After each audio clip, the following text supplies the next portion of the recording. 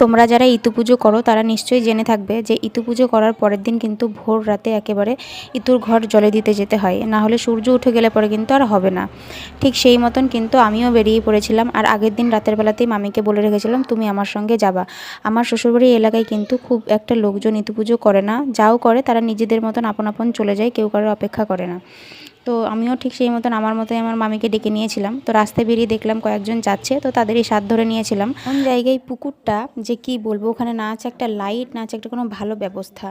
চারিদিকে হচ্ছে ঠাকুর পড়ে আছে, মানে ঠাকুর বিসর্জন দেওয়ার পরে যেসব ঠাকুরগুলো থাকে ওই ঠাকুরই পড়ে আছে। পরিষ্কারও করে না, কিছু না, চারিদিকটাই একদম জঙ্গলে ভরা, কাদা আর প্রচণ্ড নোংরা যে কি বলবো। তাও ওই এখানে আশেপাশে পুকুর নাই, ওখানেই যেতে হয় অগত্যা সবাইকেই। তারপরে দেখো মাইতুলক্ষীকে ঘরে মানে জলে ফেলে দিলাম, মানে জলে ফেলে দিলাম। তারপরে এক ঘটি জল তুলে নিলাম, এবার সেই জলটাকে নিয়ে এবার বাড়ির পথে আবার রওনা হয়েছি।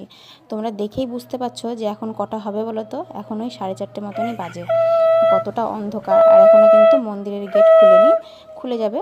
তো তোমরা যদি দর্শন করতে চাও আসতে পারো।